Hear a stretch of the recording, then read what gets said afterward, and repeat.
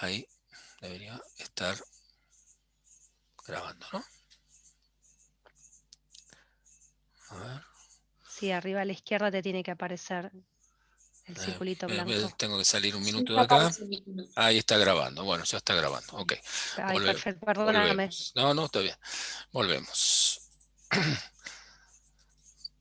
Bueno, entonces, decíamos, las principales partes de la neurona, tenemos el soma, donde se encuentra el núcleo, que dirige el funcionamiento de la célula.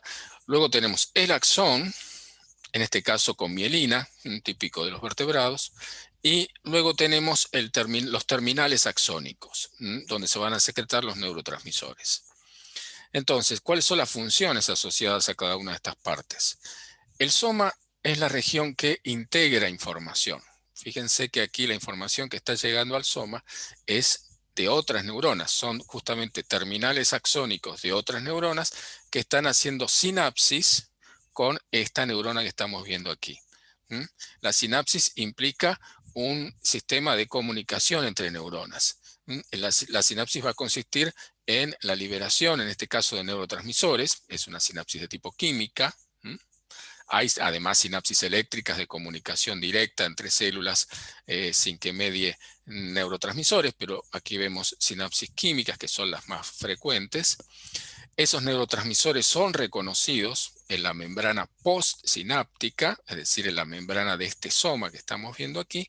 Hay receptores específicos, proteínas que se unen a los neurotransmisores, y esa unión del neurotransmisor con los receptores postsinápticos van a desencadenar una serie de cambios en el potencial eléctrico que tiene este soma. Acá tenemos que hacer un breve comentario respecto de esto. Y es que todas las células tienen lo que llamamos un potencial de membrana, ¿sí? Que es en realidad una diferencia de potencial eléctrico entre el exterior celular y el interior. Una diferencia muy leve, si se quiere, del orden de los milivolts. El interior celular de cualquier célula normalmente es más negativo que el exterior, unos menos 60 milivolts más negativo que el exterior. Esa es la diferencia de potencial que encontramos en cualquier célula, que también se denomina potencial de membrana en reposo. Lo tienen todas las células. Las neuronas entre ellas, pero además las neuronas tienen la capacidad de modificar ese potencial de membrana frente a determinados estímulos. Por ejemplo, la descarga sináptica que reciben en el soma.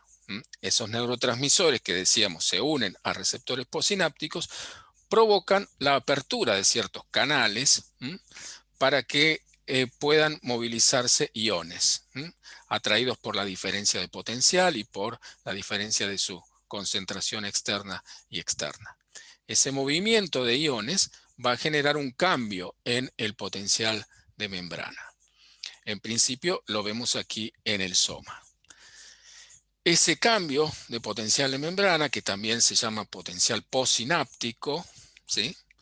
Luego lo vamos a ver traducirse aquí en esta otra zona, que es una zona de transición entre el soma y el axón, que se denomina cono axónico. Es esta región que está señalada aquí. Vamos a ver que aquí, en ese cono axónico, ya hay otro tipo de canales que no se encuentran en el soma, o en el soma están de muy baja densidad, y esos canales se abren justamente con el cambio de potencial que se verifica en el soma. Son sensibles al voltaje, ¿sí? Entonces, esos canales, al ser estimulados por el cambio de potencial que se da en el soma, se abren y dejan pasar ciertos iones, generando una respuesta activa que se denomina potencial de acción. Vamos a analizar un poco más en detalle esto que les estoy contando. Entonces, fíjense en esta figura de aquí. Las curvas en azul representan respuestas que se denominan graduadas del potencial de membrana, cambios graduados en el potencial de membrana, que son los que típicamente se dan en el soma. Es decir que si yo aplico un estímulo menos intenso, que sería el número 1, va a producir un cambio en el potencial de membrana del soma que va a ser relativamente leve, el que vemos aquí en esta primera curva en azul. Si el estímulo es más intenso, de mayor amplitud, como el número 2, por ejemplo, vamos a ver que la respuesta es un poco más intensa también en el soma. O sea, el cambio en el potencial de membrana es mayor con un estímulo mayor que se reciba, ¿sí? Pero siempre fíjense que en estos cambios pasivos que se dan, por ejemplo, en el soma, están modulados en amplitud. Quiere decir que mayor intensidad de estímulo, mayor amplitud en el cambio de potencial de membrana, ¿sí? Esa es la respuesta típica que vemos en los somas de las neuronas. Modulan en amplitud para traducir los cambios en la intensidad del estímulo. Por ejemplo, una menor o mayor descarga sináptica que reciban.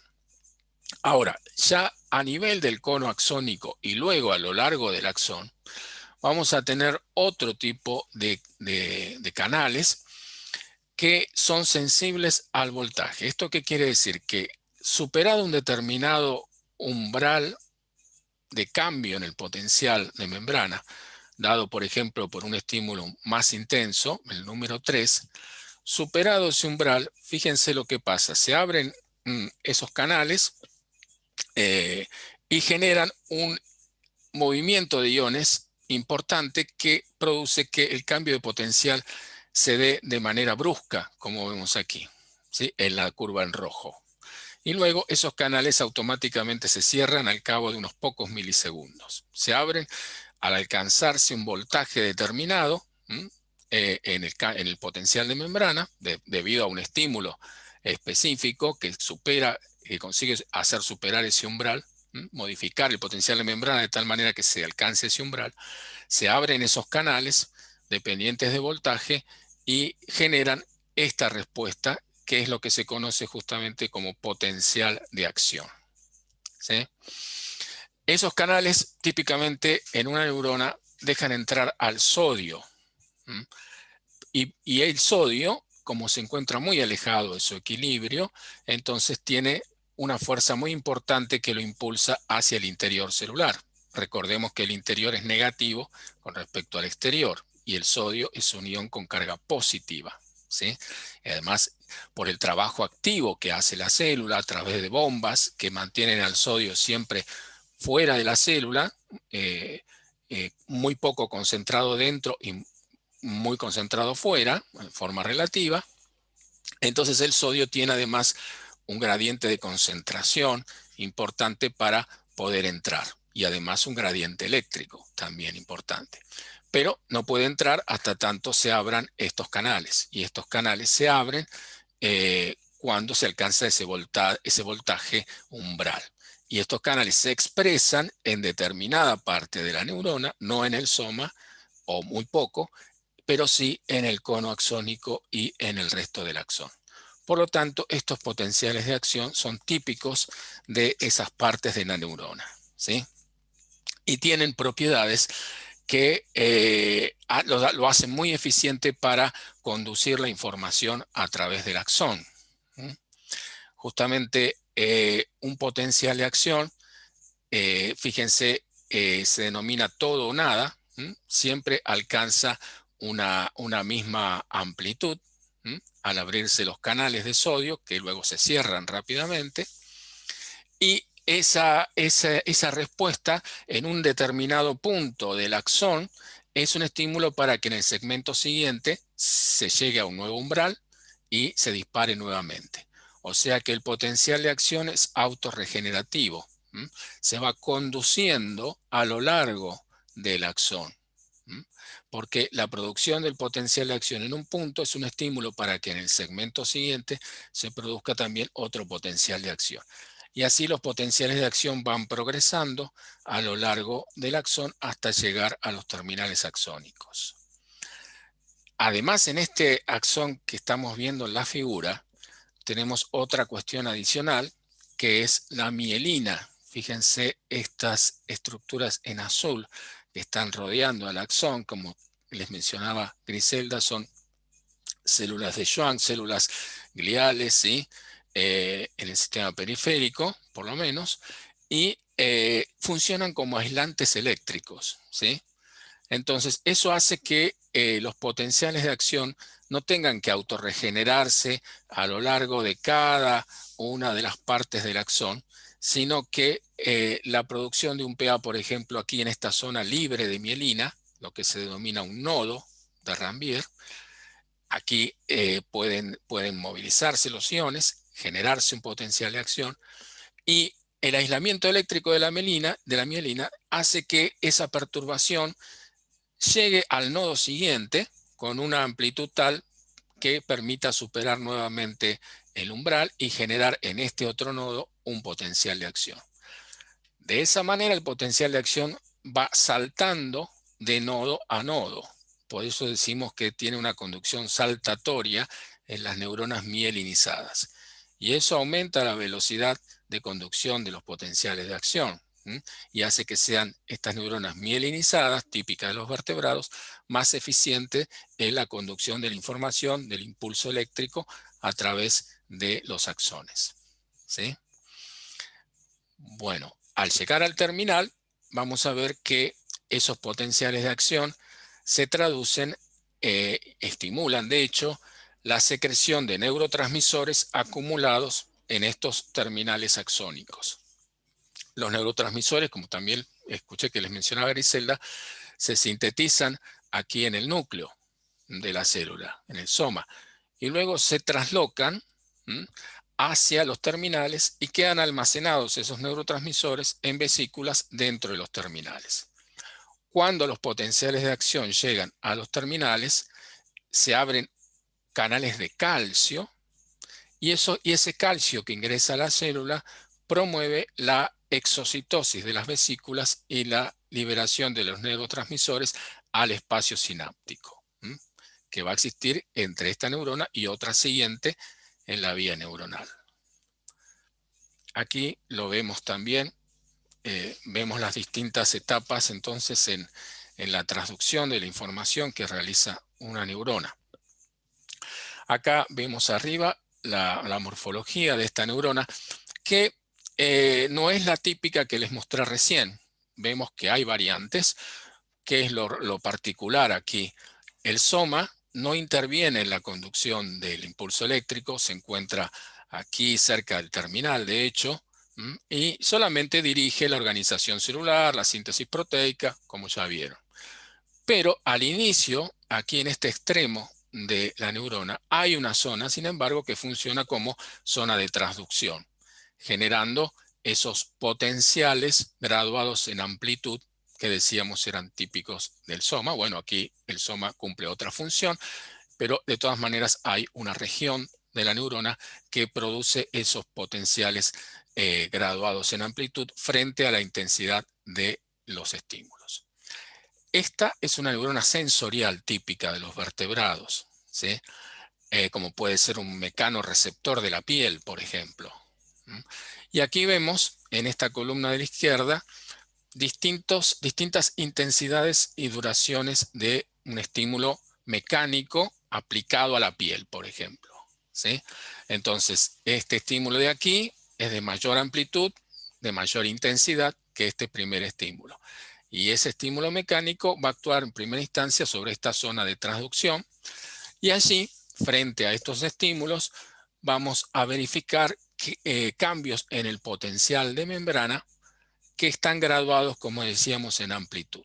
Es decir, a mayor amplitud o intensidad del estímulo, le corresponde una mayor amplitud en el cambio de potencial de membrana, ¿sí? ¿En qué se traduce eso posteriormente en la neurona? Bueno, al inicio del axón, aquí ya en esta región que correspondería al cono axónico, comienzan a producirse los potenciales de acción que luego se van a conducir a lo largo del axón, mielinizado en este caso, hasta los terminales, hasta el terminal o terminales axónicos.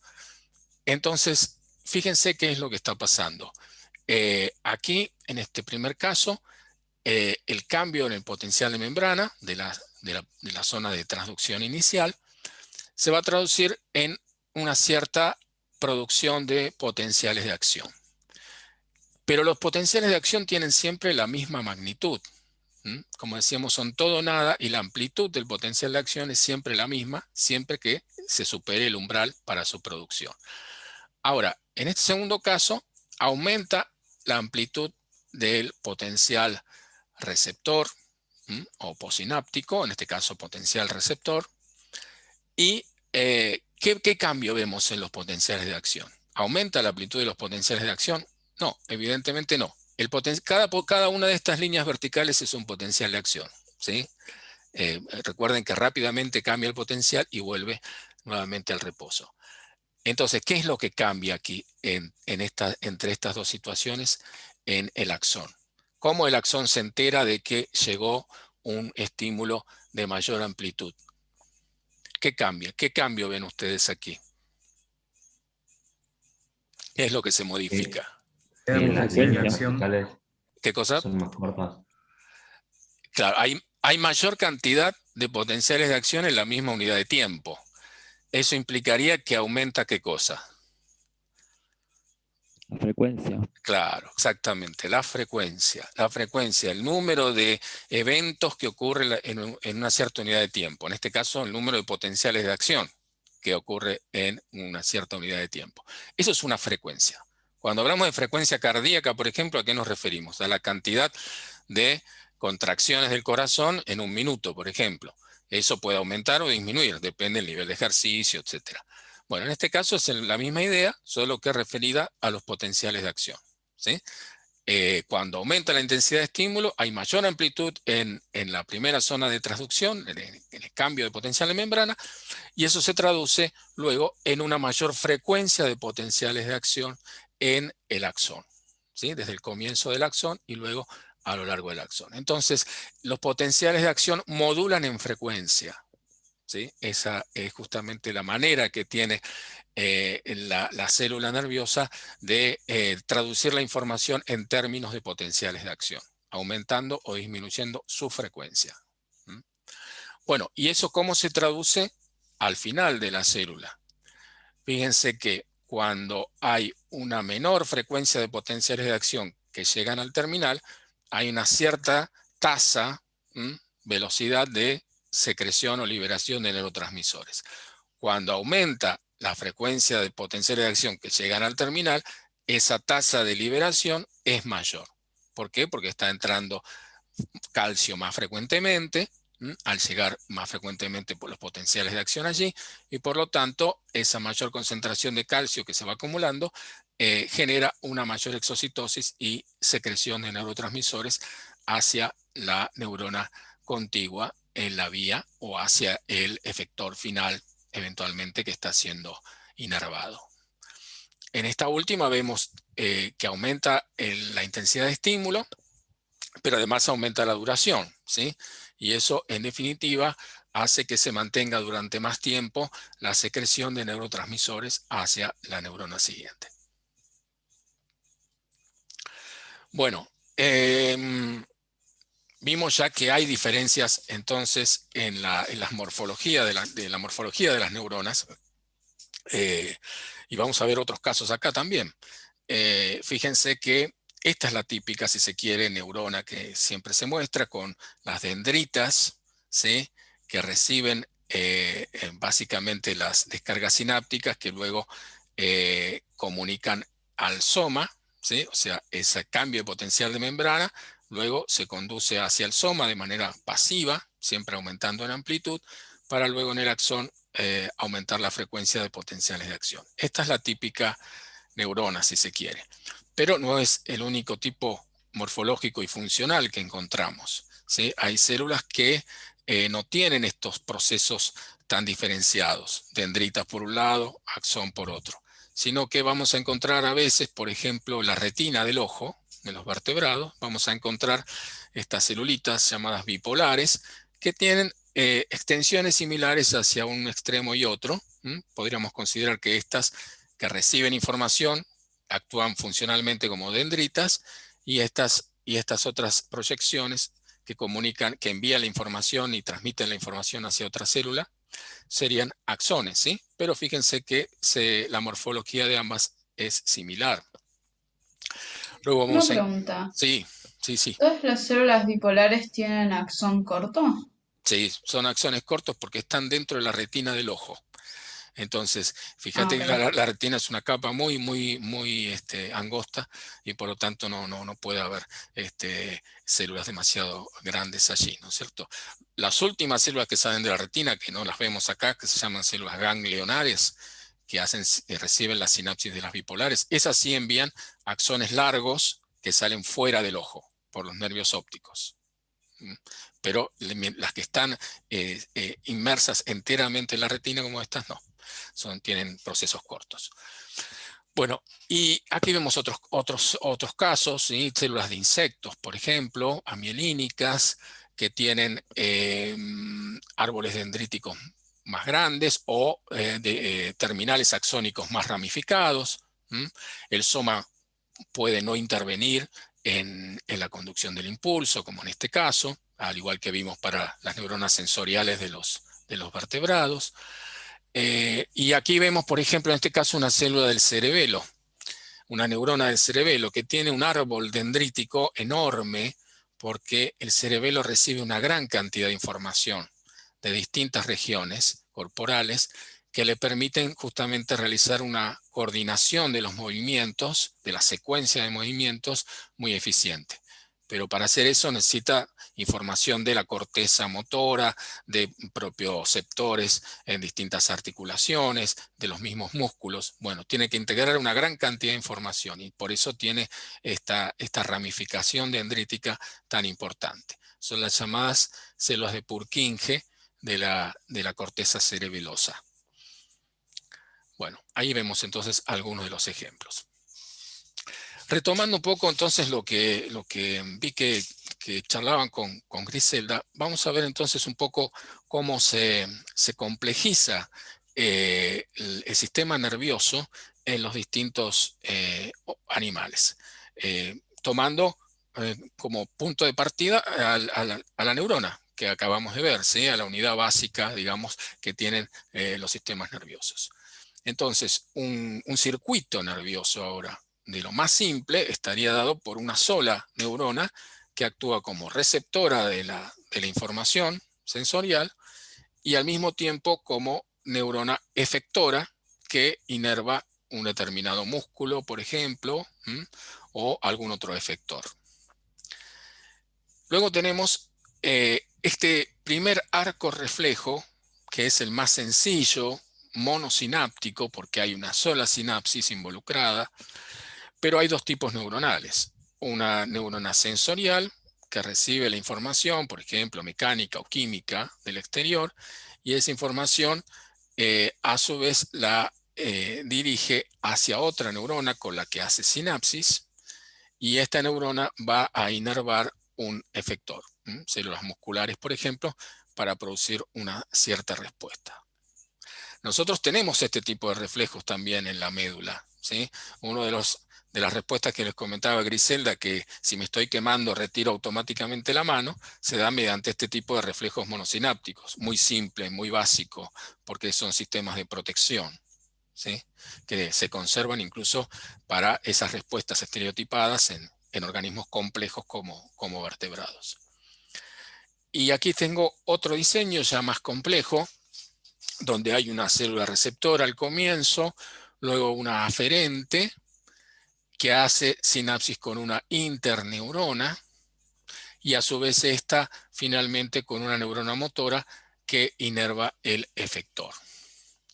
Bueno, fíjense que las regiones de integración donde se dan estas sinapsis, donde se integra de manera eficiente la información, es lo que con el desarrollo de los sistemas nerviosos va a formar lo que se denomina el sistema nervioso central, ¿sí? Recibe e integra la información para elaborar respuestas que se comunican mediante vías eferentes, ¿sí? Esto que vemos aquí es el corte de un animal muy sencillo, como un nidario, creo que todavía no vieron, ¿no? Los distintos grupos, ya los van a ver, pero los nidarios están representados por pólipos, medusas, ¿sí? Animales muy sencillos en su organización corporal. Y aquí vemos justamente en el corte del epitelio de una medusa, vemos circuitos muy simples también, ¿sí? Vemos una célula receptora aquí que hace sinapsis con esta motoneurona, que a su vez va a inervar a las células mioepiteliales, son células del epitelio, pero que tienen también posibilidad de contraerse, son contráctiles, por eso se llaman mioepiteliales, y son las que promueven la natación de la medusa, ¿sí? En el agua, esas contracciones de las células mioepiteliales. Entonces, sensando estímulos externos, la medusa puede orientarse a esos estímulos o alejarse eventualmente a partir de circuitos simples de integración como los que vemos aquí, que en los esquemas de arriba correspondería a este del medio, ¿sí? a un tipo de reflejo monosináptico. Por otra parte, hay también otras respuestas no mediadas por el sistema nervioso. Por ejemplo, aquí hay una célula que se denomina nematocisto, son nidocitos, perdón, las células, y que tienen una estructura dentro que son los nematocistos con filamentos urticantes, de modo que si esta cilia modificada que vemos aquí se toca algún objeto, por ejemplo, otro animal, entonces se dispara desde dentro de la célula este filamento urticante. Eso hace que las medusas sean bastante peligrosas, ¿sí? Por eso no conviene tocarlas. Pero bueno, es un ejemplo de que también hay respuestas que eventualmente pueden no estar mediadas por el sistema nervioso. Aquí vemos una medusa, ¿sí? Y vemos justamente que esas neuronas que reconocíamos recién en el epitelio se distribuyen radialmente, siguiendo la simetría radial que tiene todo el animal. O sea, están aquí en el epitelio a lo largo de, rodeando a todo el animal, ¿sí? Imbricadas dentro del epitelio con una disposición radial. Y van a proyectar eferencias hacia también los tentáculos y hacia esta zona central, hacia este manubrio, que es donde se encuentra la boca, donde el animal se alimenta, etc. Entonces, vemos cómo de esa manera se coordina el movimiento del animal, para lo cual también tenemos otras pistas u otras células que son más específicas, como estos estatocitos, que son células que tienen dentro concreciones de carbonato de calcio y de esa manera permiten saber la posición del animal y generar reflejos que tiendan siempre a mantener esta posición que vemos aquí, ¿sí? No una posición invertida. Entonces, estas células son células que detectan posición, son células que tienen que ver con el equilibrio. Y también hay otras como estos marcapasos, pacemakers, que hacen que, por ejemplo, pueda darse una natación continua de la medusa de manera automática, porque estas células son capaces de producir potenciales de acción justamente de manera espontánea y rítmica. Así como en el corazón nuestro tenemos también células que funcionan como marcapasos y que de manera automática regulan el latido cardíaco, ¿sí? Bueno, es el mismo principio, en este caso aplicado a la natación de este animal relativamente simple en su estructura, con simetría radial. Vamos a ver que el tema de la simetría determina justamente también la morfología del sistema nervioso. Si ahora pasamos de una simetría radial, como en el caso de las medusas, a una simetría de tipo bilateral, como en el caso de estos anélidos que vemos aquí, una lombriz de tierra, por ejemplo, un poliqueto marino, ¿sí? Vamos a ver que el sistema nervioso tiene también una simetría bilateral. Una simetría bilateral, no voy a entrar ahora en detalles porque eso lo van a ver más adelante en la materia, pero digamos, hay un plano un plano sagital que divide al animal en dos mitades, izquierda y derecha, que son especularmente idénticas, ¿sí? Una es el espejo de la otra, en principio. Bueno, esa simetría bilateral además implica que hay una región anterior y una región posterior, ¿sí?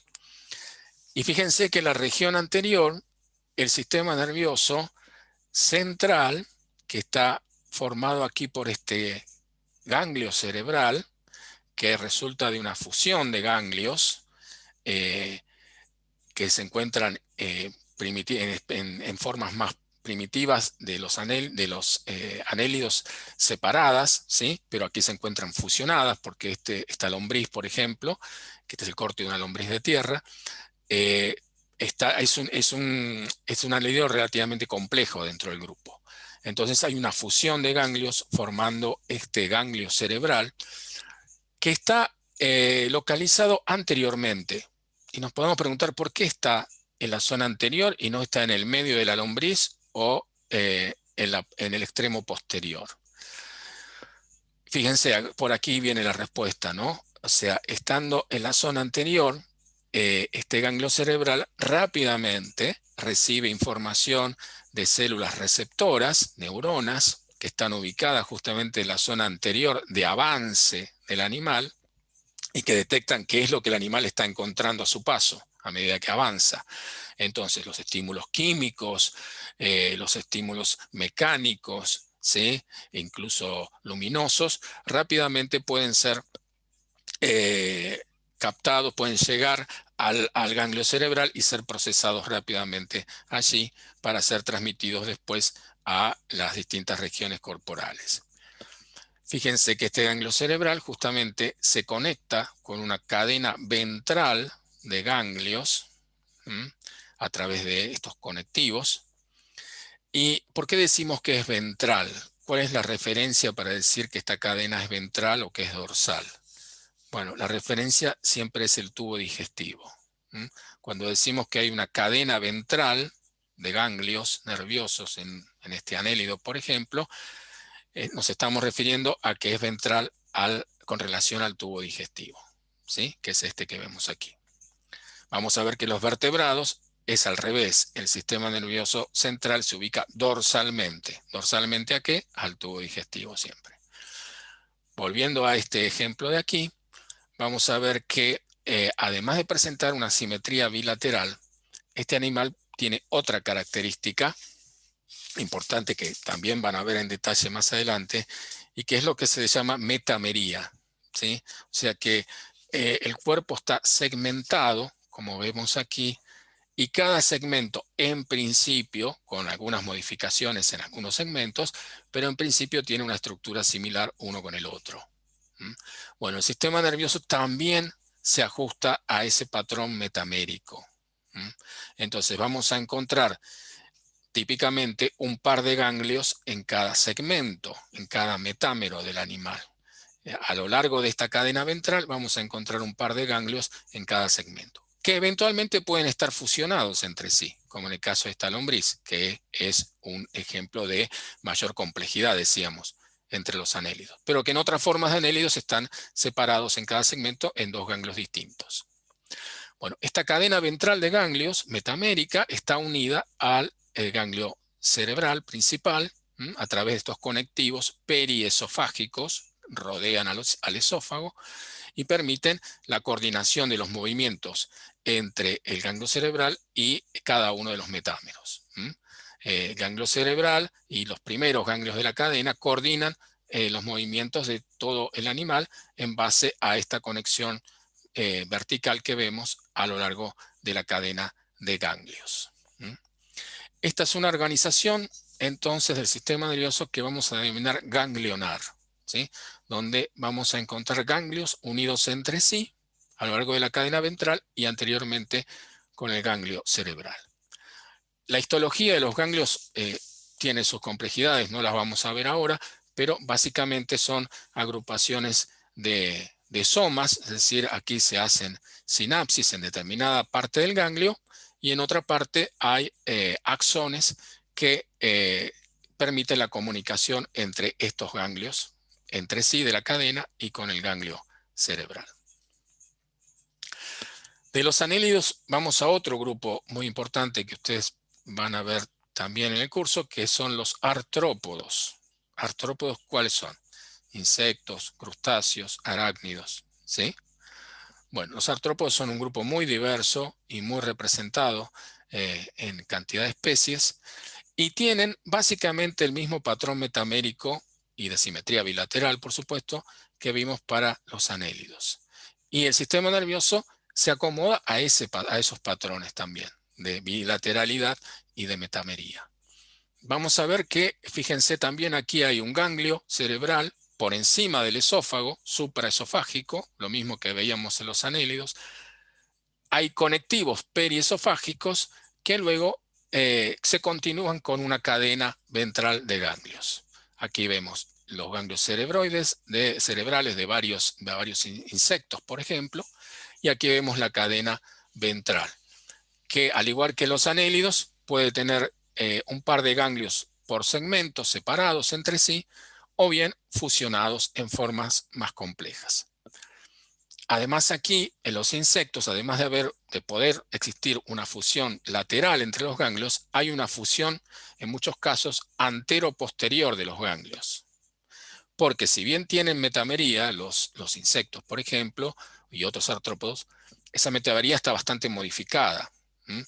Los metámeros se agrupan en grandes regiones o tagmas, por ejemplo, el tórax en los insectos, ¿sí? El cefalotórax en los crustáceos. Entonces, la fusión antero-posterior de ganglios de la cadena ventral responde también a esa fusión, a esa conformación de los tagmas. Acá vamos a reconocer un ganglio torácico, por ejemplo, que está ubicado en el tórax de los insectos, que resulta de una fusión de varios metámeros, y estos ganglios también están fusionados en esa zona, en ese tagma, formando un ganglio torácico. Lo mismo vemos aquí en los crustáceos, un ganglio torácico bien desarrollado en especies más complejas de crustáceos como cangrejos, langostas, por ejemplo. Aquí vemos esos ejemplos, cangrejos, langostas, donde hay un ganglio torácico muy importante, ¿sí? Que resulta de la fusión ancestral de ganglios que en formas más primitivas, digamos así, están separados, ¿sí? Como en este caso de aquí. Luego vemos que hay una fusión lateral entre los ganglios y además antero-posterior para coordinar las funciones de un tagma ya más complejo que resulta de la fusión de varios metámeros. O sea que la estructura básica sigue siendo ganglionar, como en el caso de los anélidos. Es la típica estructura que vamos a encontrar en la mayoría de los invertebrados. Nos vamos ahora a los vertebrados y vamos a ver ahora que aquí hay cambios sustanciales en la organización del sistema nervioso, ¿sí? Para empezar, la disposición del sistema nervioso central es dorsal al tubo digestivo. Es un tubo nervioso dorsal y además hueco, ¿sí? O sea que tiene espacios en el interior. Ya no son ganglios que están unidos entre sí en una cadena, sino que son columnas de neuronas. Es una organización de tipo columnar, formando un tubo nervioso dorsal hueco. Y ese sistema nervioso está representado por el encéfalo y la médula. Ese es el eje que conforma el sistema nervioso central. En todos los vertebrados, ya sean formas relativamente más simples como este anfibio, acá reconocemos un encéfalo y reconocemos una médula, que es la continuación. O sea, encéfalo y médula son diferenciaciones de ese tubo nervioso dorsal hueco. En la zona anterior se complejiza más formando un encéfalo y la continuación hacia la parte posterior es lo que queda como médula relativamente más simple. Pero ambos tienen una función de integrar información. Por eso, desde el punto de vista fisiológico al menos, el sistema nervioso central se refiere a estructuras que centralizan la información, la procesan y elaboran respuestas que luego se transmiten hacia los efectores. Lo que vemos es una complejización en los distintos vertebrados. Si vamos a la especie nuestra, vemos el mismo patrón en realidad, el encéfalo y la médula, solo que están más complejizados, sobre todo el encéfalo, ¿sí? Que tiene un desarrollo en los mamíferos y particularmente en los primates y en nuestra especie en particular, muy grande, ¿sí? Pero sigue siendo el mismo patrón, encéfalo y médula como derivados de ese tubo nervioso dorsal hueco que se ubican dorsalmente al tubo digestivo.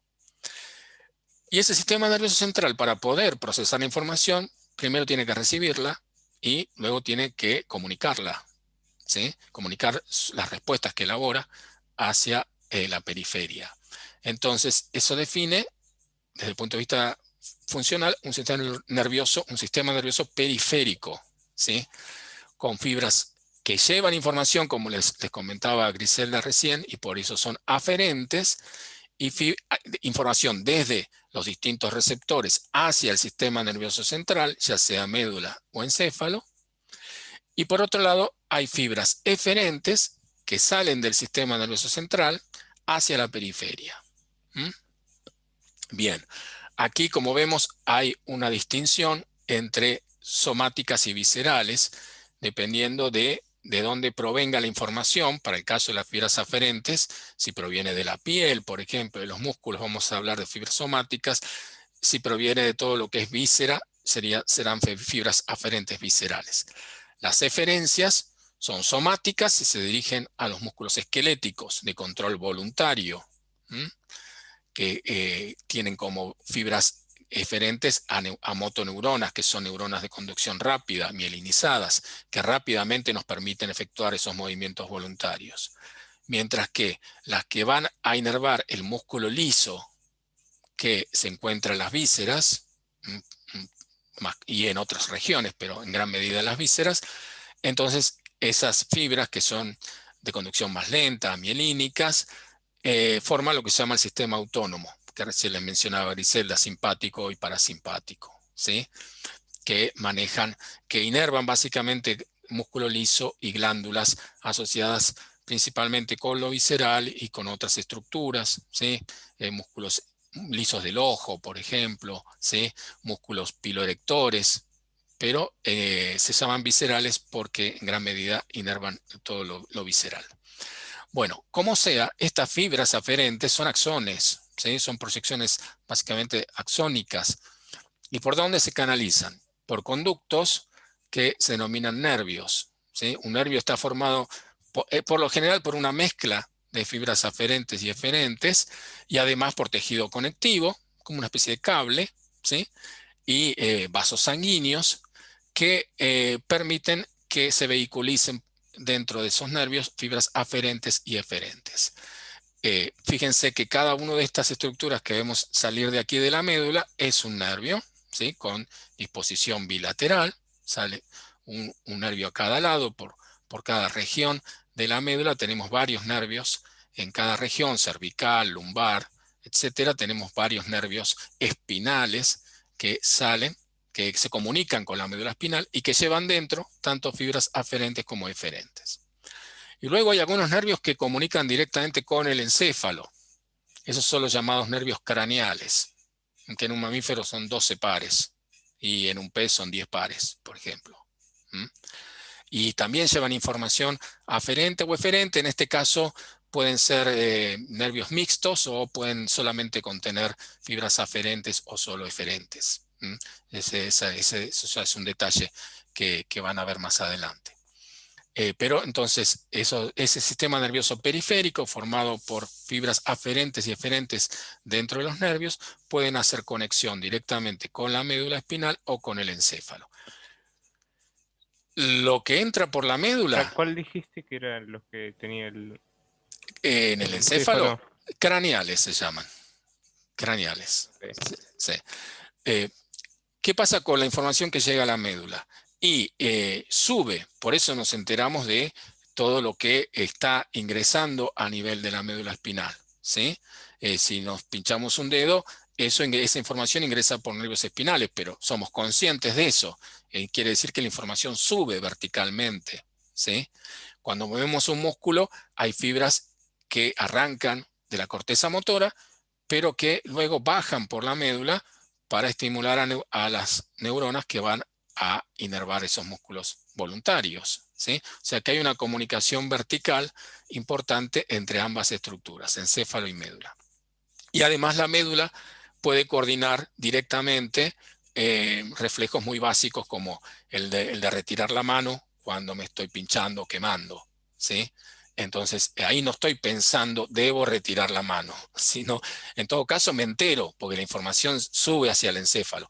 Pero ya a nivel de la médula hay circuitos monosinápticos, como les mostré hace un rato, que generan la retirada del miembro afectado, ¿sí? O sea que los reflejos medulares suelen ser simples, básicos, mientras que la elaboración que se da en el encéfalo es más compleja y puede ser muy compleja, llevando a comportamientos realmente muy complejos que integran una gran cantidad de información sensorial que ingresa por nervios espinales y craneales al encéfalo. Bueno, esta sería entonces un panorama general de cómo funciona el sistema nervioso, cómo traduce la información y cómo se puede complejizar en la escala zoológica, ¿sí? Vamos a hablar ahora un poco del otro sistema de control, de principios básicos del otro sistema de control, que es el sistema endocrino. Ambos sistemas, nervioso y endocrino, están de hecho en comunicación entre sí, porque no puede controlar cada uno por separado las funciones del organismo, sino que tiene que haber una coordinación entre ellos, entre el sistema nervioso y endocrino. Cuando hablamos del sistema endocrino, ¿en qué pensamos automáticamente? Cuando yo hablo de un sistema endocrino. Sistema hormonal. Hormonas. Claro, hormonas, sí, eso es lo primero que asocio con un sistema endocrino, ¿no? El hecho de que produzca hormonas. Ahora, ¿qué tiene que ver el sistema nervioso con esa producción de hormonas? Bueno, vamos a analizar un poco ese tema.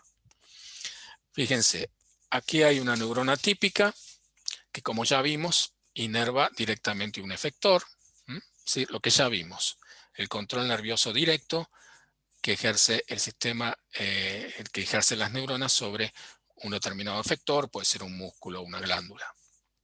Ahora, fíjense en este otro caso. Aquí partimos también de una neurona, pero en lugar de hacer sinapsis, esta neurona con un determinado efector, hace sinapsis o, mejor dicho, está secretando su contenido almacenado en el terminal a un vaso sanguíneo, típicamente a un capilar que permite la entrada de esos neurotransmisores, ¿sí? Entonces, en este caso, vamos a ver que si bien los mecanismos de secreción de los neurotransmisores en este cuadro de arriba y en este otro cuadro de esos mensajeros químicos, en este segundo caso, esos mensajeros químicos ya no son neurotransmisores, porque del otro lado no hay receptores postsinápticos, de hecho no es una sinapsis, ¿sí? Pero estos mensajeros químicos, que los podemos denominar así de manera general, ingresan al sistema circulatorio y por el sistema circulatorio consiguen alcanzar otros tejidos donde sí hay receptores específicos que reconocen a estos mensajeros químicos. Entonces ya estos mensajeros químicos dejan de llamarse neurotransmisores y pasan a llamarse neurohormonas. ¿Por qué neurohormonas? Porque pasan a la sangre y un mensajero químico que circula por la sangre o el sistema circulatorio equivalente, la hemolinfa de los invertebrados, es por definición una hormona. Como en este caso ese mensajero químico circulante fue producido por una neurona, entonces hablamos de una neurohormona. Pero en definitiva es una hormona, un mensajero químico que actúa a distancia mediante el sistema circulatorio que lo transporta del lugar donde se produjo y secretó hasta el lugar donde va a tener efecto. Aquí vemos justamente cómo esas neurohormonas, al igual que los neurotransmisores, se sintetizan en el soma, se traslocan al terminal, se almacenan allí, o sea, todo eso es similar a lo que ocurre con los neurotransmisores, solo que al llegar el impulso eléctrico, los potenciales de acción a los terminales, la secreción se da hacia el sistema circulatorio, como vemos aquí. Se produce la entrada de calcio, la exocitosis, pero el mensajero químico pasa hacia un capilar o hacia un seno hemolinfático que permite su transporte a través del sistema circulatorio para alcanzar en principio todos los tejidos. Van a responder a aquellos que tengan receptores específicos para estas neurohormonas. Lo que vemos finalmente aquí es una célula endocrina no nerviosa que produce hormonas, simplemente, no neurohormonas, sino hormonas propiamente dichas. Y estas hormonas, por distintos mecanismos, aquí hay diferencias de acuerdo al tipo de hormona, van a ser secretadas también hacia el sistema circulatorio, hacia un capilar. Y por definición, entonces, estos mensajeros químicos son hormonas. También porque van por el sistema circulatorio hacia distintos efectores que reconocen ese mensajero.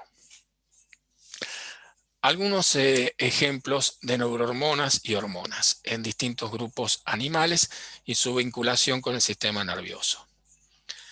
Veamos aquí el caso de los insectos. Los insectos tienen, como vimos, un ganglio cerebral supraesofágico que integra una gran cantidad de información. Por ejemplo, del fotoperíodo, por ejemplo, de las reservas químicas que hay en el organismo. Y cuando se dan las condiciones ambientales adecuadas y también las condiciones internas del animal adecuadas, por ejemplo, acumulación de reservas, esa información provoca que se secreten ciertas neurohormonas. Por ejemplo, este péptido que vemos aquí, que es una hormona PTTH, Prothoracic Trophic Hormone, sería la traducción, que estimula a esta glándula protorácica, que es una glándula endocrina, no nerviosa, que produce a su vez una hormona, que es la ecdisona, y que promueve la muda. Para que los insectos crezcan, tienen que desprenderse de su exoesqueleto rígido y una vez que consiguen salir de ese exoesqueleto, aumentan de tamaño y generan nuevamente un nuevo exoesqueleto. Y así van creciendo en tamaño, mediante mudas, ¿sí? No tienen un crecimiento en tamaño estrictamente continuo, ¿no? Sino que se da mediante estas mudas. Bueno, la ecdisona, que es una hormona esteroidea, promueve justamente la muda.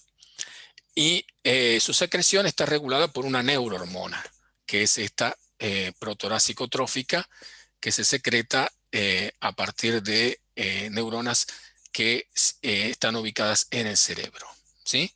Hay órganos específicos en los cuales se da la secreción, que como este que vemos acá, córpora cardíaca, no importa ese detalle, son órganos que se llaman neuroemales, porque reciben a los terminales nerviosos de neuronas que están en el cerebro y allí se da la secreción hacia el sistema circulatorio, hacia la hemolinfa de estos animales. Por eso se llaman neuroemales.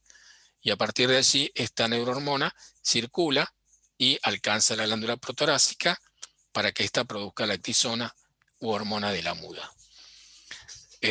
Ahora, la ecdisona promueve siempre que el animal mude. Pero hay una segunda hormona, que es esta de aquí, hormona juvenil, JH, Juvenile Hormone, que va a determinar a qué estadio muda el insecto. Por ejemplo, cuando se da una secreción importante, un pico de ecdisona, y al mismo tiempo hay niveles altos en la secreción de la hormona juvenil, ¿sí?, que se produce aquí en esta región, que recibe neurohormonas, pero que está formada por células endócrinas no nerviosas, o sea que la hormona juvenil es una hormona, no es una neurohormona, es un terpenoide de hecho lipofílico. Esta hormona juvenil, en altas concentraciones, promueve que cuando haya ecdisona, la muda se realice de un estadio larval a otro estadio larval, de mayor tamaño. Entonces, de esa manera, el animal puede tener varios estadios larvales que van creciendo en tamaño a medida que se realizan estas mudas. Luego, cuando los niveles de hormona juvenil son un poco menores, entonces cuando se dispara nuevamente la ecdisona, ahora hay una muda, pero de un estadio larval a un estadio que se denomina pupa, en el cual se van a dar procesos muy importantes de metamorfosis. Estamos hablando de insectos con metamorfosis, ¿sí? Holometábolos se llaman. Bueno, en este estadio de pupa, entonces la larva se va a transformar finalmente en el adulto, luego de una muda posterior, que es la mariposa, como vemos aquí. Para que se dé esta otra muda de pupa al adulto, alado y reproductor, se necesita, por supuesto, que haya ecdisona, pero además que existan niveles prácticamente nulos de hormona juvenil circulantes. Entonces, cuando la ecdisona se dispara nuevamente, ahora se da una muda desde la pupa hacia el adulto. Este es un esquema que me permite ver cómo el sistema nervioso se conecta con el endocrino, sensando estímulos clave como el fotoperíodo, la temperatura, para determinar en qué momento es adaptativo mudar. Y además hay otras hormonas que también, respondiendo a estímulos que sensa el sistema nervioso y que comunica al endocrino, promueve la secreción de una hormona que determina a qué estadio va a mudar el insecto. Eso sincroniza la aparición, por ejemplo, de los adultos reproductores en la época del año adaptativa para que los reproductores puedan cumplir con su función, ¿sí? Bueno, quien entonces inicia la coordinación de estas respuestas es el sistema nervioso, y quien las dirige de manera más directa es el sistema endocrino. Y ambos están comunicados entre sí a través de neurohormonas, básicamente. En el caso de los vertebrados, les traje el ejemplo, si se quiere, más complejo, que es el caso de los mamíferos, y la relación muy íntima que hay aquí entre los dos sistemas, nervioso y endocrino, se da a nivel de dos estructuras, una nerviosa y otra endocrina. La estructura nerviosa involucrada en el caso de los vertebrados es el llamado hipotálamo.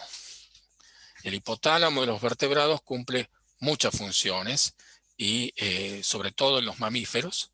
Por ejemplo, controla la temperatura corporal, controla las respuestas de ingesta de agua, de comida.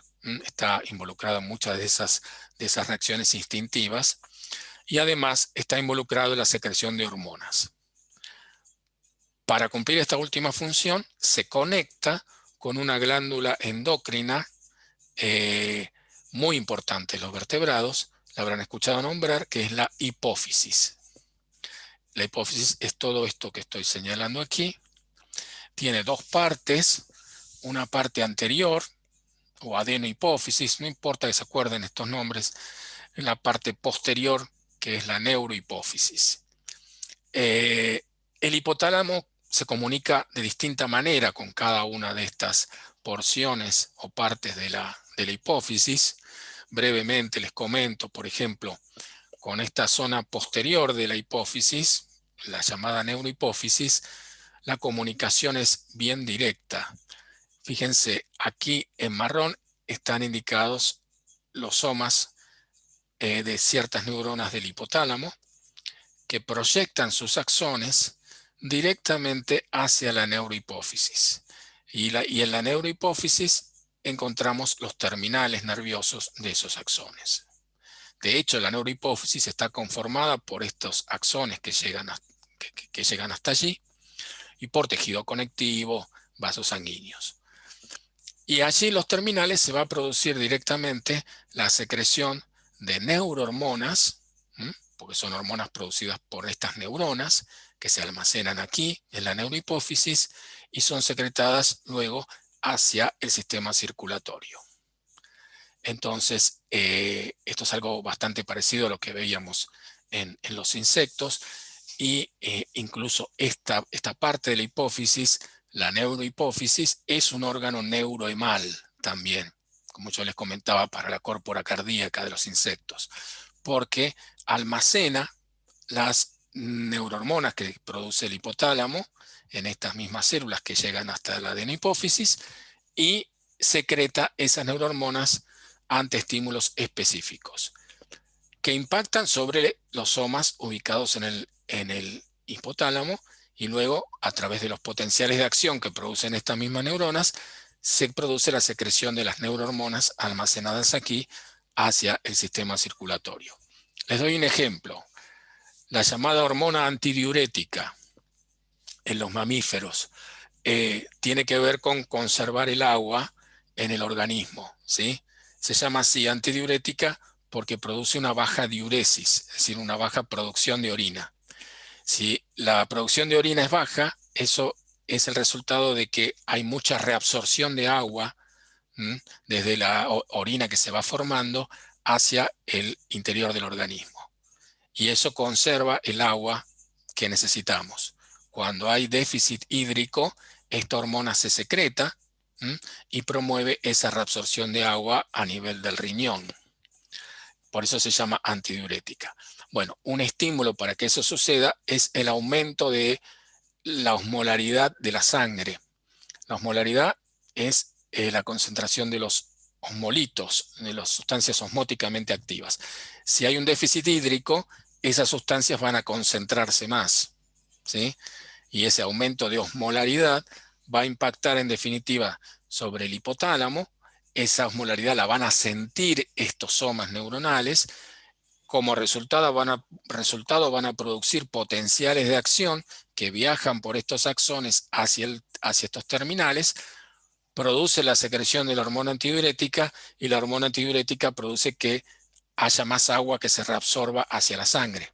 Por lo tanto, el estímulo inicial, que fue el aumento de osmolaridad, ahora puede compensarse, porque hay más agua que pasa a la sangre, se diluye un poquito y la osmolaridad baja.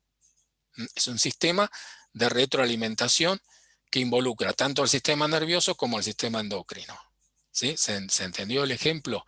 A través simplemente de la secreción de neurohormonas que actúan directamente sobre un efector que sería el riñón para, en el ejemplo que les di, reabsorber más agua. Bueno, este es un ejemplo de cómo ambos sistemas están coordinados entre sí. Por otro lado, hay otras neuronas en el hipotálamo que están aquí en marrón más claro y que tienen una comunicación más indirecta con esta otra parte de la hipófisis, que es la llamada adenohipófisis. Es indirecta porque las neurohormonas aquí del hipotálamo pasan en primera instancia a estos capilares que las conducen rápidamente hacia la adenohipófisis. Entonces hay una parte del sistema circulatorio que está mediando este transporte de neurohormonas del hipotálamo hacia la hipófisis. Y una vez que llegan a esta región de la hipófisis, promueven que las células, las distintas poblaciones celulares que están aquí en la adenohipófisis, secreten una serie de hormonas que son las que vemos listadas aquí. Algunas las habrán sentido nombrar: la hormona de crecimiento, la prolactina, la estimulante de la tiroides, ¿sí? La estimulante de las gónadas, folículo estimulante y luteinizante, y la que estimula la corteza adrenal. Bueno, son todas, fíjense, una gran cantidad de hormonas, una cantidad importante de hormonas que produce la adenohipófisis, que están a su vez bajo el control hipotalámico. ¿Sí? Entonces, ahora vamos a dar ejemplos concretos de algunas de estas hormonas de la adenohipófisis que están siendo, con qué estímulos están relacionados, para que el hipotálamo responda en primera instancia y luego se secreten estas hormonas en la hipófisis. Acá tenemos esos ejemplos. Para el control de la temperatura corporal, yo les comenté recién que una de las funciones del hipotálamo, en los mamíferos al menos, es mantener una temperatura corporal relativamente constante. Tiene varios mecanismos para conseguir esto. Uno de esos mecanismos, sobre todo a largo plazo, a nivel ya estacional, con temperaturas bajas que se mantienen en el ambiente, uno de esos mecanismos es aumentar los niveles de hormonas tiroideas. Porque las hormonas tiroideas a nivel de muchos tejidos lo que van a hacer es, como dice aquí abajo, incrementar el consumo de oxígeno y por lo tanto la producción de calor. Entonces producen termogénesis, que es lo que ayuda a mantener la temperatura corporal del núcleo corporal relativamente constante. Y este efecto está bajo control de estas hormonas tiroideas. Y a su vez, la secreción de hormonas tiroideas, en definitiva, está bajo control del hipotálamo, de una manera bastante indirecta, pero bajo control en definitiva. Fíjense, aquí el circuito es el siguiente. A partir de neuronas del hipotálamo, se da una primera secreción de neurohormonas del hipotálamo a ese sistema circulatorio especial que lleva las neurohormonas hacia la zona anterior de la hipófisis, adenohipófisis. Ese sistema sanguíneo es un sistema portal, para el que les interese, es un detalle, ¿no? Después van a ver ejemplos de sistemas portales. Los sistemas portales tienen dos capilarizaciones. En este caso, retrocedo un segundo. Bueno. En este caso, fíjense que serían estas neuronas del hipotálamo, las que estoy hablando, que primero secretan sus neurohormonas a estos capilares se reúnen en vasos cortos de conducción y luego esos vasos se capilarizan nuevamente en la adenohipófisis. Entonces, a nivel del primer plexo capilar ingresan las neurohormonas del hipotálamo y en el segundo plexo esas neurohormonas pueden salir y estimular a las células de la adenohipófisis. Esas células de la adenohipófisis o hipófisis anterior van a secretar ante neurohormonas específicas del hipotálamo, una hormona que es esta de aquí, Tyrotrophin Stimulating Hormone, hormona estimulante de la tiroides, que justamente a nivel de la tiroides esta hormona va a estimular la producción y secreción posterior de las hormonas tiroideas, que son las que van a aumentar la producción de calor. ¿Y ante qué estímulos el hipotálamo inicia esta secuencia de eventos? Bueno, justamente ante estímulos térmicos que llegan al hipotálamo. Hay termorreceptores en distintas regiones de nuestro organismo y en el mismo hipotálamo también, que sensa la temperatura sanguínea. Entonces, cuando hay leves cambios, un descenso en décimas de grado, el hipotálamo ya responde fuertemente con una serie de respuestas que a largo plazo van a implicar la secreción de esta primera neurohormona, estimulante de la secreción de esta segunda hormona por la hipófisis, y a su vez la secreción de una tercera hormona, que son las hormonas tiroideas, son dos, T3 y T4, que van a producir el efecto final.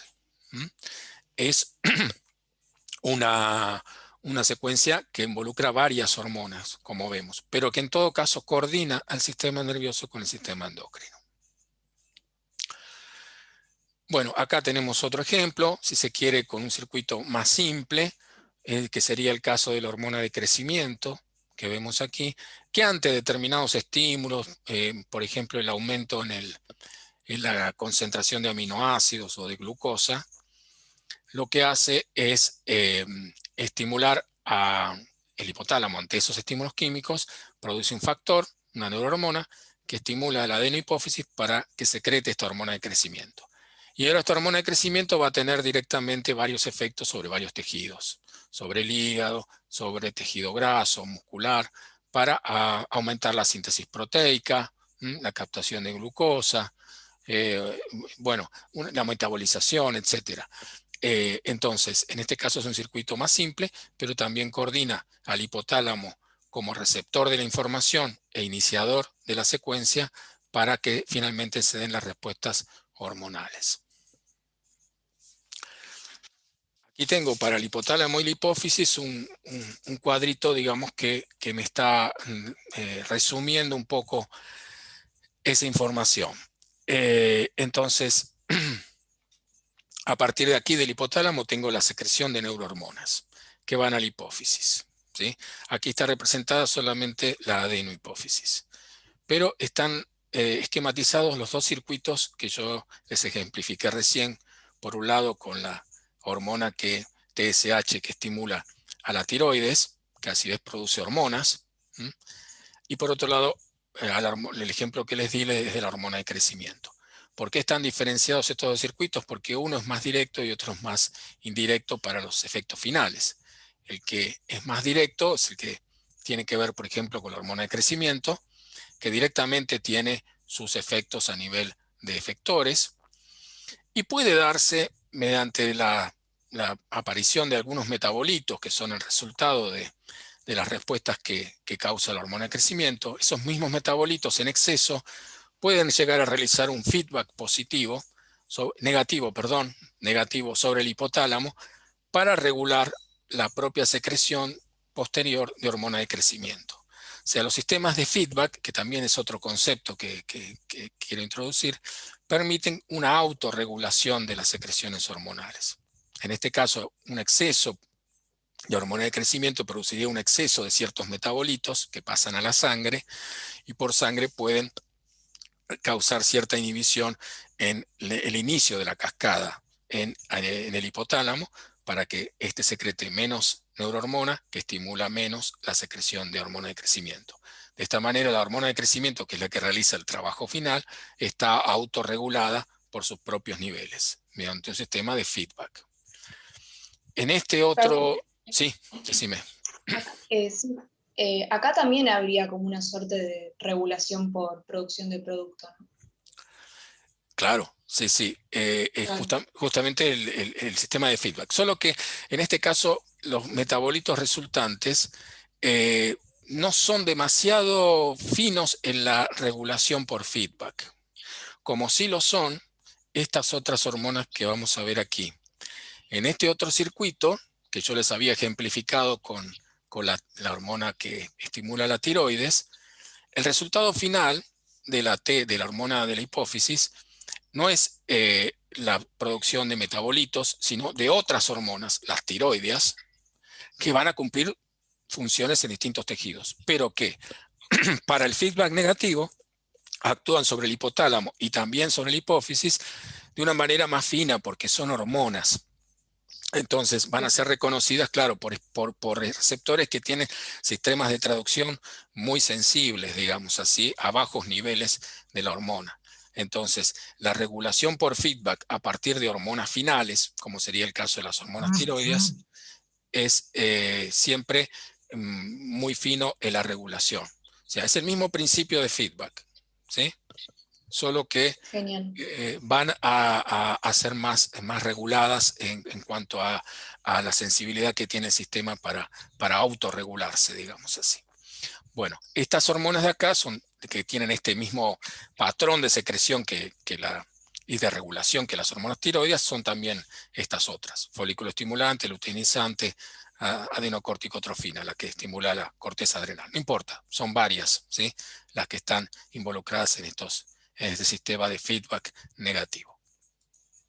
Bueno, y para ir cerrando, justamente un poco para ir resumiendo lo que dijimos, los ejemplos que fuimos dando de conexión entre el sistema nervioso y endocrino, vamos a ver que de hecho existen 3 tipos de circuitos neuroendocrinos de distinta complejidad. El más básico es este que vemos aquí, este que estoy señalando, que es el circuito neuroendocrino de primer orden. Se llama así porque directamente el sistema nervioso central produce una neurohormona que tiene un efector final. Ejemplo, les di el ejemplo de la hormona antidiurética, ¿sí?, en los vertebrados, que directamente se produce en el hipotálamo, se secreta a nivel de la neurohipófisis y tiene como blanco final el riñón. Es el típico ejemplo que podemos dar en los vertebrados. En los invertebrados hay muchísimos ejemplos. Justo no les di uno, pero la mayor parte de las hormonas que tienen en los invertebrados circulando son neurohormonas y están involucradas básicamente en circuitos de primer orden, ¿sí? Neuronas cardioexcitadoras, por ejemplo, o que tienen que ver con los procesos digestivos, son todas neurohormonas que en los invertebrados están dentro de este patrón más básico de circuito neuroendocrino. Luego tenemos un segundo circuito, que es el de segundo orden, donde todo arranca como en el anterior, a partir de neurohormonas producidas en el sistema nervioso central, secretadas allí o en algún órgano neuronal asociado al sistema nervioso central. Pero esas neurohormonas no tienen un efector final, sino que el efector es una glándula endocrina que a su vez va a producir una hormona que sí tiene un efector final. Ejemplos de esto se los di. En el caso de los insectos, la hormona protorácico-trófica, que es una neurohormona producida por el sistema nervioso central, que estimula la producción de ecdisona por una glándula endocrina protorácica. Y esa ecdisona tiene un target final, tejidos blancos finales. En el caso de los vertebrados, el ejemplo que les di es el de la hormona de crecimiento. El hipotálamo produce neurohormonas que van a la adenohipófisis. Allí se produce la hormona de crecimiento y esta tiene efectores finales, diversos tejidos, para promover la síntesis de proteína, etc. Y el circuito que vemos aquí es el de tercer orden, que en principio solo lo vamos a ver en los vertebrados. Y es aquel que arranca con la producción de neurohormonas por parte del sistema nervioso central, tiene una primera glándula endocrina que produce una primera hormona, y esta primera hormona va a tener a otra glándula endocrina como blanco, y esta va a producir una segunda hormona que finalmente va a tener un efector final. Este es un circuito de tercer orden que lo encontramos en vertebrados y es el ejemplo de la regulación de las hormonas tiroideas que les di recién, porque arrancaría en el hipotálamo con neurohormonas que estimulan la producción en adenohipófisis, que sería esta primera glándula endocrina, de la llamada TSH, una proteína, una hormona peptídica que estimula en la tiroides la producción de las hormonas tiroideas, ¿sí? Y estas hormonas finales tiroideas son las que van a tener órganos específicos de respuesta final en distintos tejidos para aumentar la tasa metabólica. Es un circuito ya más complejo, como vemos, que involucra una primera secreción neurohormonal y después dos secreciones hormonales en la vía, ¿sí?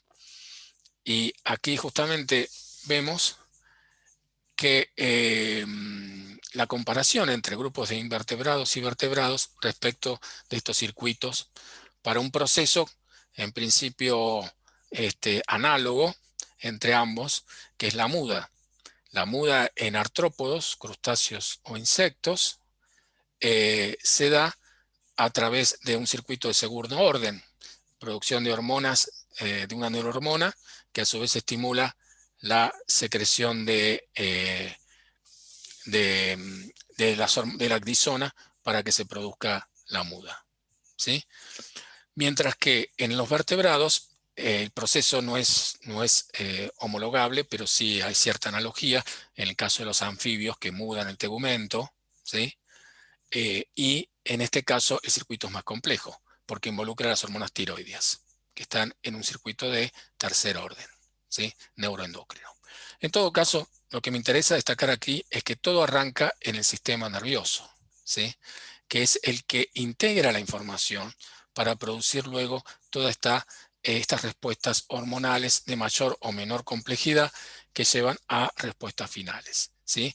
Eso quiere decir que los insectos o los crustáceos no mudan en cualquier momento del año, por ejemplo, sino en determinadas estaciones, a través de censar el fotoperíodo y que de esa información llegue al sistema nervioso central para empezar el circuito a través de neurohormonas, ¿sí?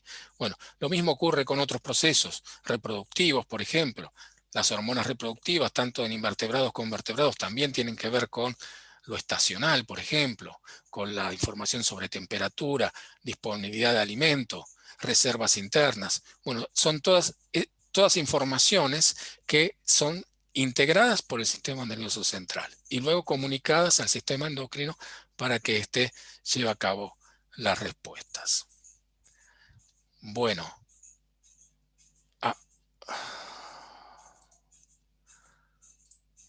¿Alguna duda? ¿Tiene alguna pregunta? A mí no me quedó tan claro Sí. todo lo que es, ¿cómo se llama?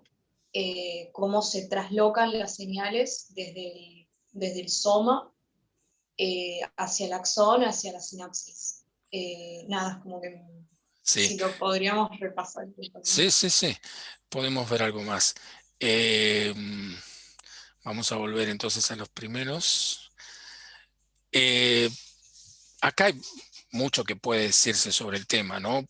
Voy a tratar de hacerlo lo más simple posible. Pero digamos que estas perturbaciones, cambios en el potencial de membrana que ocurren en el soma, se van conduciendo, se van propagando, mejor dicho, a lo largo de este soma hasta llegar a esta región. Es ¿cómo puedo decirlo? Es una conducción eléctrica básica, se llama conducción electrotónica y tiene lo que se llama propiedades de cable. Es decir, es como si directamente la corriente se condujese a través del citoplasma, que tiene electrolitos y que por lo tanto puede conducir esas cargas que produjeron los cambios en el potencial de membrana. Vamos a dar ejemplos más concretos. Supongamos que llega una sinapsis. Ese neurotransmisor es reconocido por receptores que hay en el soma. Se abren, esa unión a receptores abre canales, ingresan iones y esa perturbación luego se va conduciendo a lo largo del soma. Pero también se va disipando, porque los iones se conducen por el citoplasma, pero también van saliendo por canales que están abiertos, canales de fuga, ¿sí? Entonces hay una pérdida, como vemos aquí en función, bueno, acá está en función del tiempo, pero en función de la distancia es algo parecido. Si acá tenemos la máxima perturbación en la sinapsis, esa perturbación va siendo cada vez menor a medida que se van disipando cargas hacia afuera. También dentro, pero hacia afuera se van perdiendo cargas. De modo que para que se produzcan potenciales de acción acá, tiene que haber una intensidad relativamente importante de cambio en el potencial de membrana para que esa perturbación pueda ser suficiente para superar el umbral, ¿sí? Dado que hay pérdida de la corriente a través de la membrana. ¿Se entiende en general la explicación? ¿Sí? Claro, más que nada como en estas regiones. Claro, claro. Además, fíjate que aquí no, claro, acá no hay mielina, por ejemplo. En cambio, en el axón, esa fuga de corriente está minimizada por la mielina, en los axones mielinizados, ¿no? Claro, Entonces, sí. por eso la conducción acá es saltatoria y muy eficiente de un nodo a nodo. Claro, En cambio, y eso... luego el Sí, sodio, perdón, sí. No, perdón. decime. Luego el sodio es como que actúa como si fuera, no sé, por decir algo, los cables de cobre por los cuales Sí, claro. viajan, Sí. se van trasladando, Claro. una cosa así. Claro, es una conducción de tipo La cada vez electrotónica. pierden en Exactamente, exposición. sí. Digamos, es un poco más complejo, porque si bien aquí Sí, en la sinapsis, en muchas sinapsis, el ion que ingresa es el sodio, luego claro, ese ion, los iones que salen y que hacen perder corriente no son básicamente sodio, sino que es potasio, que también es una carga positiva. Pero son todas cargas positivas, una repele a la otra, y los que tienen mayor permeabilidad son los que se escapan más fácilmente, que es el caso del potasio. O sea, el potasio es el que claro, origina la pérdida de corriente y el sodio es el que ingresa y genera el cambio de potencial. Eso en el soma, ¿no? Y luego claro, aquí en los nodos, el sodio es el que produce esta rápida inversión del potencial de membrana, el potencial de acción, pero rápidamente se cierran los canales y entonces se llega rápidamente de nuevo al potencial de membrana, ¿sí? Y por eso el potencial de acción es muy breve, porque los canales de sodio aquí están muy poco tiempo abiertos. Y luego las bombas de sodio-potasio siempre recomponen, mantienen el sodio que pudo haber entrado, enseguida lo sacan para mantenerlo siempre bajo dentro de cualquier parte de la célula. Ese trabajo activo de las Claro. bombas es importante. Una Entonces, en consulta. sí, Perdón, No, termina Emma, por favor. claro, en esta región, cuando estoy perdiendo potencial, por ejemplo, yo tengo sodio acá adentro, por ejemplo, Sí, y sí. yo cierro esta compuerta para no perder ese potencial. Eso es lo que está sucediendo. Claro, en realidad es un Ok. poco más complejo, porque en el momento en que se abren los canales de sodio, el sodio es el Ajá, ion más permeable. Antes de que sí, se abrieran los canales era muy poco permeable. Por lo tanto, no producía cambios en el potencial de membrana. Al abrirse esos canales, ahora el sodio es el que despolariza de manera importante al ingresar a la célula pocos iones, no es necesario que sean muchos iones, pocos iones de sodio ya generan, al hacerse la membrana muy permeable al sodio, produce este cambio en la polaridad. ¿Sí? Ahora, fíjate que si el cero está acá, en el pico del potencial de acción hay una inversión de la polaridad, es decir, esa entrada de pocos iones de sodio genera ya que se invierta la polaridad. Ahora, el interior celular en ese momento es más positivo que el exterior. Pero y eso rápidamente, ya claro, eso ya genera el pA. Luego, pero en 2 o 3 milisegundos se cierran y entonces ahora es impermeable prácticamente el sodio. Es muy poco permeable cuando se cierran esos canales. Y ahora se vuelve al potencial de membrana porque el potasio pasa a ser el más permeable, es el que tironea el potencial de membrana hacia su propio potencial de equilibrio, digamos. Y entonces, y también por la acción de las bombas, se recomponen las concentraciones y se llega de nuevo al potencial de reposo. ¿Sí? Es, por lo tanto, un cambio transiente en el potencial de membrana. ¿Sí? Lo que ocurre.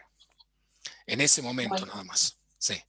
Y lo interesante es que este cambio en la polaridad es un estímulo para que el potencial de acción se siga propagando a regiones vecinas y se conduzca rápidamente a lo largo del axón.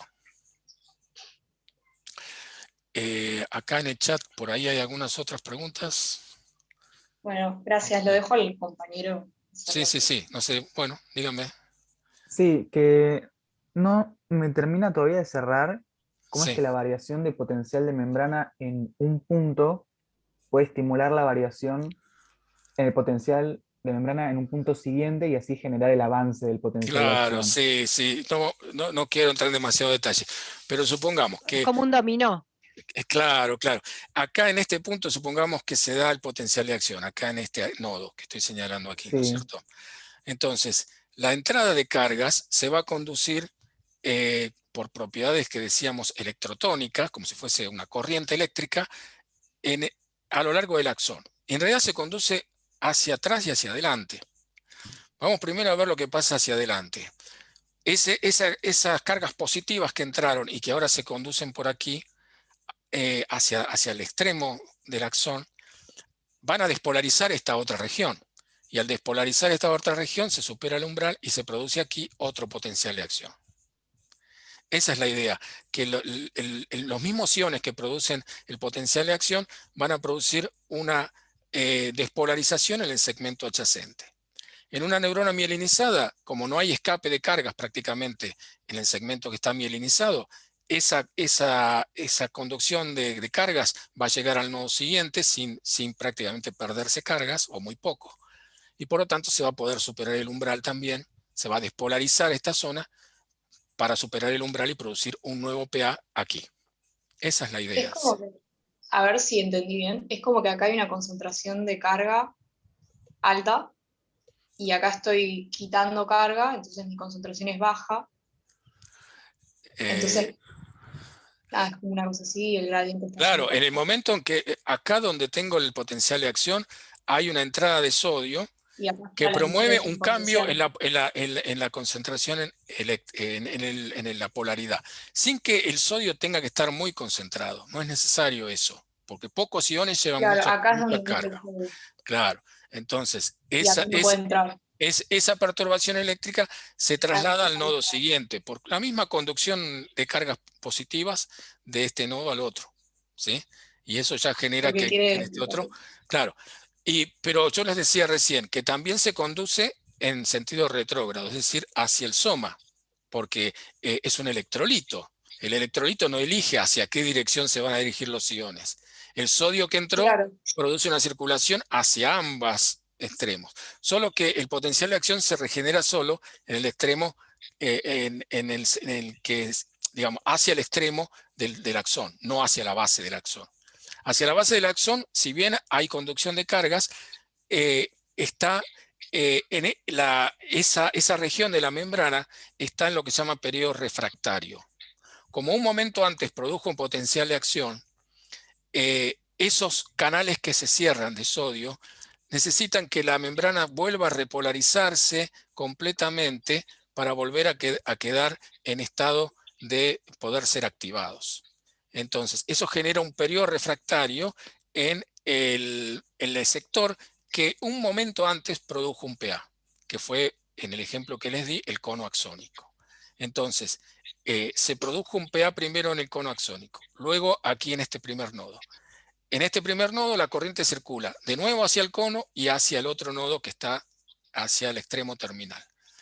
Pero solo va a producir PA en el nodo que está hacia el terminal y no en el que está en el nodo previo, que sería el cono axónico, porque este está en periodo refractario. Los canales de sodio que se habían abierto un momento antes todavía no están disponibles para poder ser activados nuevamente.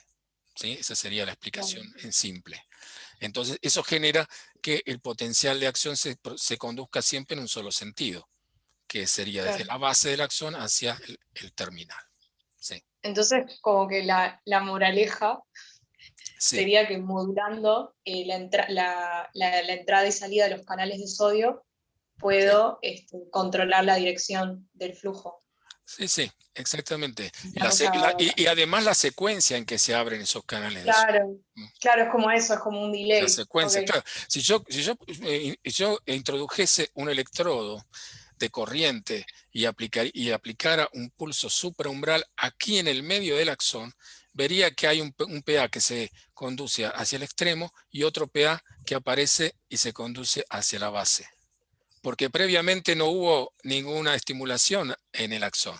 Si yo estimulé en el medio, ahora, al no haber periodo refractario previo, entonces ahora sí puedo ver potenciales de acción, un potencial de acción que se conduciría hacia el soma. Eso no es fisiológico, no ocurre nunca fisiológicamente, porque siempre los PA se dan en una misma secuencia, desde el cono hacia el terminal, ¿sí? Entonces siempre vamos a encontrar, fisiológicamente hablando, que la dirección, el sentido de circulación, de conducción del PA es siempre el mismo, ¿sí? Claro, entonces como en esta dirección sería primero después Claro, exactamente. después Esa es la secuencia. Sí, sí, sí. Normal. Así es. Por o al revés. por la cinética que tienen los canales de sodio, ¿no? Que se abren, se cierran un tiempo y quedan inactivos un tiempo más hasta que vuelven a quedar nuevamente disponibles. ¿Sí? Claro. ¿Y hay algún receptor que está corriendo para este lado para ir activando esta secuencia? Me imagino que sí.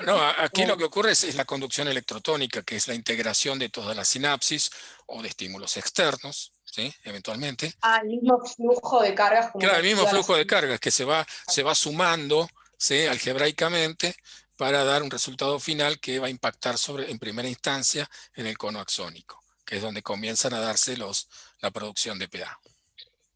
Y de allí sigue toda la secuencia normal. Bueno. Divertísimo. Sí, esto es bastante más complejo, yo lo estoy explicando en simple, ¿no? Pero para lo que ustedes por ahora van a ver en zoología, me parece que es suficiente. Así que después en las materias de fisiología que hagan van a tener oportunidad de ampliar esto con mucho más detalle, ¿sí? Al que le interese, obviamente. Bueno, no sé si ahora tenemos alguna otra pregunta. Si no, llegaríamos hasta aquí, Griselda. Bueno, sí, bárbaro, Enrique, te Ok. agradecemos un montón No, tu por favor. clase. Yo Muy linda. te la paso después para que la subas a vos al campus, la grabación, digo, ¿no? Perfecto, sí, pásame.